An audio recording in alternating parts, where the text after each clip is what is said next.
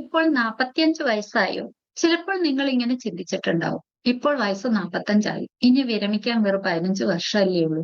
ഇനി എനിക്കൊന്നും ചെയ്യാൻ കഴിയില്ലല്ലോ. ഞാൻ തുടങ്ങാൻ തന്നെ വളരെ വൈകിപ്പോയല്ലോ. സത്യം പറയട്ടെ, കേരളത്തിൽ ജോലി ചെയ്യുന്ന ആയിരക്കണക്കിന് ആളുകളുടെ തെറ്റായ ഒരു ധാരണയാണ്. ഇന്ന് ഈ വീഡിയോ മുഴുവൻ കണ്ട് 45 വയസ്സിൽ പോലും നിങ്ങൾക്ക് എങ്ങനെ നിങ്ങളുടെ വിരമിക്കൽ ജീവിതം സമ്പന്നമാക്കാൻ കഴിയുമെന്നും സാമ്പത്തികമായി എങ്ങനെ ഭദ്രമാക്കാമെന്ന് മനസ്സിലാക്കാൻ സാധിക്കും. ഞാൻ Jayashree Govindan, financial clarity coach. കഥ- കഴിഞ്ഞ 15 വർഷത്തിലേറെയായി ഞാൻ ആളുകളോട് സംസാരിച്ചപ്പോൾ ഞാൻ മനസ്സിലാക്കിയ ഒരു കാര്യമുണ്ട്. 30 വയസ്സുള്ള ആളുകളെക്കാൾ 45 വയസ്സുള്ള ആളുകൾക്ക് കൂടുതൽ ഭയമുണ്ട്. കാരണം അവർക്ക് ഇനി സമയം കുറവാണ്. പക്ഷെ ഒരു നല്ല വാർത്തയുണ്ട്. 45 വയസ്സെന്ന് പറയുന്നത് ഒട്ടും വൈകിയിട്ടില്ല.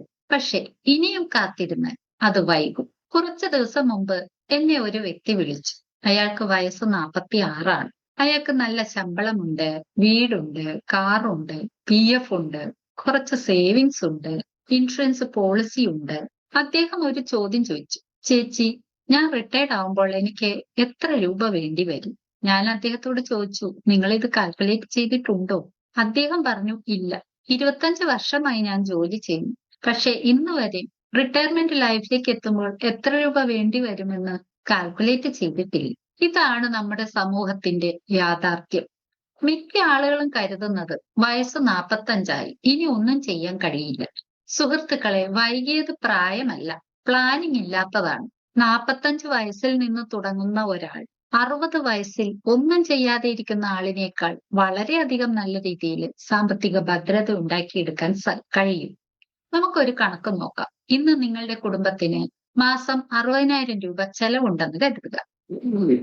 വർഷം ഏകദേശം 7 ലക്ഷത്തിലധികം വരും. 15 വർഷത്തിന് ശേഷം അതേ ജീവിത നിലവാരം തുടർന്നു കൊണ്ടുപോകുന്നെങ്കിൽ ഈ 60,000ത്തിന്റെ സ്ഥാനത്ത്, അല്ലെങ്കിൽ ഈ 7 ലക്ഷത്തിലധികമുള്ള ഈ സ്ഥാനത്ത് ഏകദേശം 17-18 ലക്ഷം രൂപ വേണ്ടി വരും. അപ്പോൾ വിരമിച്ച ശേഷം ആ തുക എവിടെ നിന്നാണ് വരിക?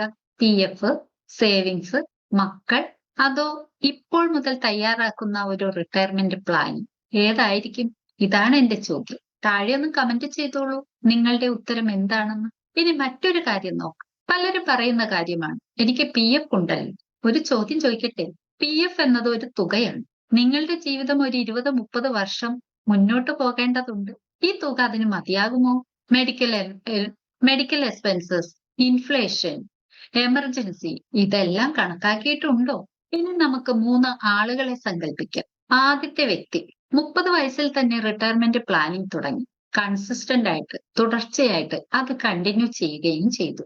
ചെറിയ തുകയാണെങ്കിലും അദ്ദേഹം അത് കണ്ടിന്യൂ ചെയ്തു. കോമ്പൗണ്ടിങ് ബെനിഫിറ്റ് അദ്ദേഹത്തിന് കൂട്ടായി. അദ്ദേഹം വളരെ നേരത്തെ തുടങ്ങിയതുകൊണ്ട് സമയവും കോമ്പൗണ്ടിങ് ബെനിഫിറ്റും അദ്ദേഹത്തിന് വളരെയധികം ഗുണം ചെയ്തു. നല്ലൊരു കോർപ്പസ് ഉണ്ടാക്കിയെടുക്കാൻ അത് ധാരാളമായിരുന്നു. രണ്ടാമത്തെ വ്യക്തി 45 വയസ്സ്. 45 വയസ്സിൽ അദ്ദേഹം യാഥാർത്ഥ്യം മനസ്സിലാക്കി. ഇതുവരെ വൈകി, ഇനിയും വൈകണ്ട. അദ്ദേഹവും തുടങ്ങി. അദ്ദേഹത്തിന്റെ മുന്നിൽ ഇനി 15 വർഷമേ ഉള്ളൂ. പക്ഷേ അദ്ദേഹം വ്യക്തമായ ഒരു പ്ലാൻ ഉണ്ടാക്കി. കൃത്യതയോടെ അത് ചെയ്തു. ചെലവുകൾ നിയന്ത്രിച്ചു, സമ്പാദ്യം വർദ്ധിപ്പിച്ചു, പ്രൊട്ടക്ഷൻ എടുത്തു. ഇതൊക്കെ കൊണ്ട് തന്നെ അദ്ദേഹത്തിനും ഈ 15 വർഷം കൊണ്ട് ഏകദേശം നല്ലൊരു തുകയിലേക്ക്, നല്ലൊരു റിട്ടയർമെന്റ് ലൈഫിലേക്ക് എത്താൻ സാധിച്ചു. മൂന്നാമത്തെ വ്യക്തി 55 വയസ്സിലും പറഞ്ഞത് ഒരേ വാക്ക്, അടുത്ത വർഷം നോക്കാം. ഇപ്പോൾ കുറച്ച് തിരക്കാണ്, പിന്നീട് നോക്കാം. മോനൊരു ജോലി കിട്ടട്ടെ, വീട് വെക്കട്ടെ, EMI തീരട്ടെ. ഇങ്ങനെ സമയം കടന്നുപോയി. 60 വയസ്സെത്തിയപ്പോൾ അദ്ദേഹം തിരിച്ചറിഞ്ഞു, സമയമുണ്ടായിരുന്നു, പക്ഷേ പ്ലാനിംഗ് ആണ് ഇല്ലാതിരുന്നത്. സുഹൃത്തുക്കളെ, പ്ലാനിംഗ് എന്നത് മ്യൂച്വൽ ഫണ്ട് ഇടുന്നതല്ല, FD ഇടുന്നതുമല്ല, ഇൻഷുറൻസ് വാങ്ങുന്നതുമല്ല. റിട്ടയർമെന്റ് പ്ലാനിംഗ് എന്നത് ഒരു കാൽക്കുലേഷനാണ്. ആദ്യം അറിയേണ്ടത് നിങ്ങൾക്ക് എത്ര രൂപ വേണ്ടി വരും എന്നുള്ളതാണ്. ആ നമ്പർ, അതാണ് ആദ്യം അറിയേണ്ടത്. അതറിയാതെ ചെയ്യുന്ന ഏതൊരു ഇൻവെസ്റ്റ്മെന്റ് നിങ്ങൾ ഡെസ്റ്റിനേഷൻ ഇല്ലാതെ യാത്ര ചെയ്യുന്നത് പോലെയാണ്. എവിടേക്ക് പോകണമെന്നറിയാതെ ഏതെങ്കിലും വണ്ടിയിൽ കയറിയിരിക്കുന്ന പോലെ. ഞാൻ ഏതൊരു ക്ലയന്റിനോടും ആദ്യം ചോദിക്കുന്ന ഒരു ചോദ്യമുണ്ട്, നിങ്ങളുടെ ഫിനാൻഷ്യൽ ഗ്യാപ്പ് അതറിയുമോ?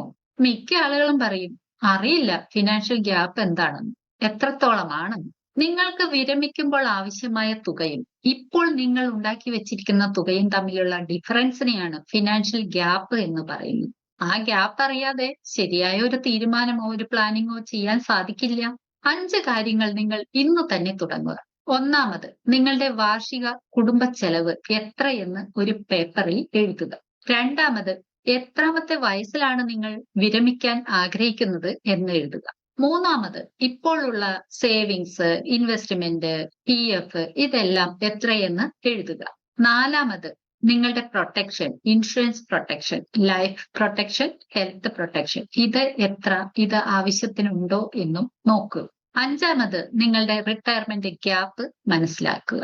ഇത് ചെയ്താൽ നിങ്ങൾ ബാക്കിയുള്ള ജനങ്ങളെക്കാൾ വളരെ മുന്നിലായിരിക്കും. 45 വയസ്സ് എന്നത് ജീവിതം അവസാനിക്കുന്ന പ്രായമേ അല്ല, ജീവിതത്തിന്റെ രണ്ടാം ഇന്നിങ്സ് തുടങ്ങേണ്ട പ്രായമാണ്. ഇനി നിങ്ങൾ എടുക്കുന്ന തീരുമാനമാണ് 60 വയസ്സിന് ശേഷം നിങ്ങൾ ആത്മവിശ്വാസത്തോടെ ജീവിക്കുമോ അല്ലെങ്കിൽ മറ്റുള്ളവരെ ആശ്രയിക്കേണ്ടി വരുമോ എന്ന് തീരുമാനിക്കുന്നത്. ഓർമ്മിക്കുക, 45 വയസ്സ് വൈകിയിട്ടില്ല. പക്ഷേ ഇന്ന് കഴിഞ്ഞ് വീണ്ടും വൈകിയാൽ അതായിരിക്കും യഥാർത്ഥ വൈകൽ. നിങ്ങളുടെ ഫിനാൻഷ്യൽ ക്ലാരിറ്റി അറിയാൻ ഡിസ്ക്രിപ്ഷനിൽ കൊടുത്തിരിക്കുന്ന ലിങ്കിൽ ക്ലിക്ക് ചെയ്ത് നിങ്ങളുടെ ഫിനാൻഷ്യൽ ക്ലാരിറ്റി മനസ്സിലാക്കൂ, ഫിനാൻഷ്യൽ സ്കോർ മനസ്സിലാക്കൂ. അതിനുശേഷം നിങ്ങൾക്ക് വ്യക്തമായ ഒരു ഫിനാൻഷ്യൽ റോഡ് മാപ്പ് വേണമെങ്കിൽ ഞാൻ ഇവിടെയുണ്ട്. ഈ വീഡിയോ നിങ്ങൾക്ക് ഉപകാരപ്പെട്ടെങ്കിൽ ലൈക്ക് ചെയ്യൂ, സബ്സ്ക്രൈബ് ചെയ്യൂ. നിങ്ങൾക്ക് വേണ്ടപ്പെട്ടവർക്ക് കൂടെ ഇതൊന്ന് ഷെയർ ചെയ്തു കൊടുക്കൂ. അവരുടെ ഫിനാൻഷ്യൽ ഗ്യാപ്പും അവർ മനസ്സിലാക്കട്ടെ. റിട്ടയർമെന്റ് പ്ലാനിംഗ് വൈകുന്നത് പ്രായം കൊണ്ടല്ല, അറിവില്ലായ്മ കൊണ്ടാണ്, ഫിനാൻഷ്യൽ നോളജ് ഇല്ലായ്മ കൊണ്ട്. ഇത്തരം ഫിനാൻഷ്യൽ നോളജിന് വേണ്ടിയിട്ട് ഈ ചാനൽ സബ്സ്ക്രൈബ് ചെയ്തോളൂ. ഞാൻ Jayashree Govindan, financial clarity coach, CEO of wealth mastery hub. അടുത്ത വീഡിയോയിൽ വീണ്ടും കാണാം.